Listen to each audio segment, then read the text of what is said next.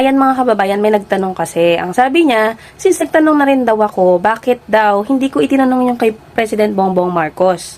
So yung tanong ko kasi dito is regarding po sa impeachment proceedings ni Vice President Sara Duterte. Sabi pa niya, kung para sa transparency lang daw, dapat tinanong ko nga yung tungkol kay PBBM.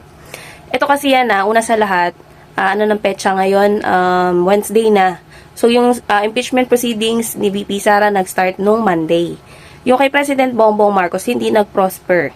So sa kamera pa lang, insufficient na po kagad yung impeachment complaint na final nga po ng mga DDS, mostly kay President Bongbong Marcos. So hindi na siya nag-prosper para umakyat sa Senate, no? So wala na, ligwak na kumbaga.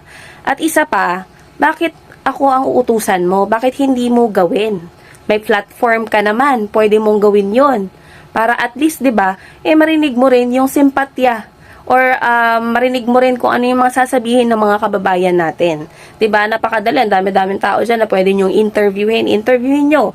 'Di ba? Ganun lang naman, hindi yung mag-uutos kayo. At kung transparency lang ang usapan, bakit pag-usapin ng administrasyon ni Rodrigo Duterte taong 2016, even way back, ng mga naging presidente, hindi nyo kini-question? Kung matatandaan nyo, inamin po mismo ni dating Pangulong Duterte na matagal nang may korupsyon sa DPWH. Pero bakit walang ginawa ang administrasyon niya? Even siya mismo wala siyang ginawa. Ang sinabi lang niya, inadmit lang niya na hindi niya kayang sugpuin ang korupsyon. Pero wala talaga siyang ginawa, walang naging aksyon, wala pong naging resulta nung investigasyon. Nagsabi siyang may mga tatanggalin siyang tao, pero may natanggal ba? Wala din. May mga naipakulong ba? Wala din. Meron bang nakasuhan? Wala din. Meron bang naisaoling pera? Wala din.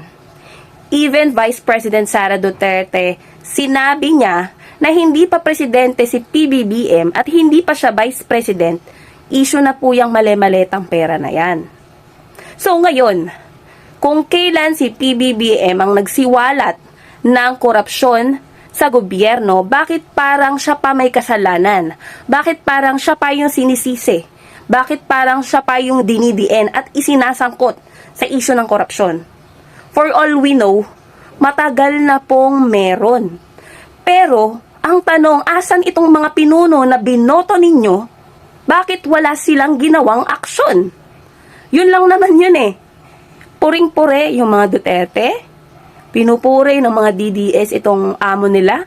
Pero ang tanong, nasan sila nung panahon na siniwalat ni Rodrigo Duterte yung anomalya dyan? May ginawa ba siya?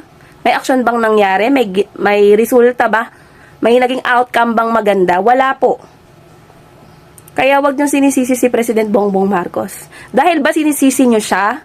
Ang dahilan ba kung bakit niyo siya sinisisi ay dahil nalalaman nyo ngayon na related, posible, itong mga Duterte sa mga anomalya, sa mga korupsyon? Yun ba yung dahilan kaya kayo nagagalit? Hindi kayo nagagalit hindi dahil sa concern kayo sa Pilipinas, sa Pilipino? Hindi kayo masaya na naisiwalat ni Pangulong Bongbong Marcos yung mga anomalya dyan? Malungkot kayo kasi na lilink yung mga sinusuportahan nyo, yung mga iniidolo nyo.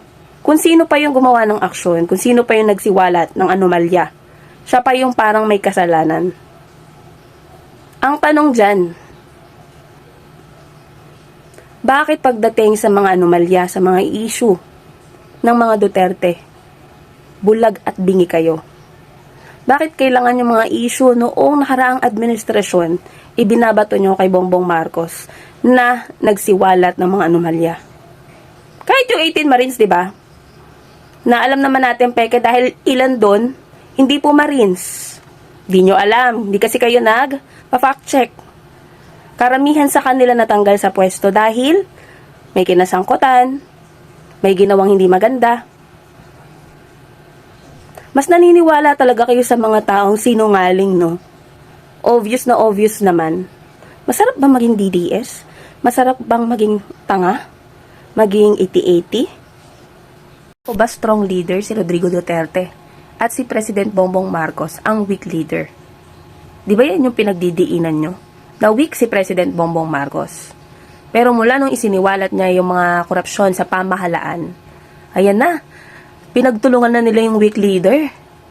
Yung iba dyan, nagnanakaw ng mga video tas binabago, ginagawang pabor sa kanila. Yung iba dyan, gumagawa ng AI edited video para palabasin na maraming baho si Bongbong Marcos.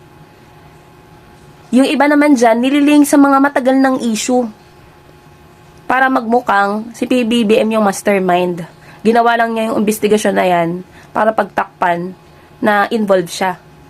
Ganun yung ginagawa nyo eh. Weak leader yan ha, pinagtutulungan nyo. Pero hanggang ngayon, wala pa kayong maipakitang ebidensya na totoo naman sana, hindi edited, hindi fake.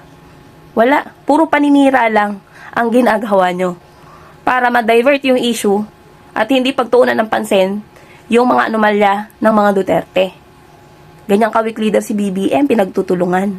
Kasi, ang totoo niyan, hindi nila kayang patunayan yung mga aligasyon na ginagawa nila or yung mga chismis. Hindi aligasyon chismis. Yung mga chismis na ginagawa nila kay Bongbong Marcos para masiraan, madungisan yung pangalan. Hanggang ngayon nga, yung USB na sinasabi nila na may video si PBBM na gumagamit. Asa na po? Ilang years na po, Hirap pa rin kayong i-edit yung video na yan para magmukhang totoo.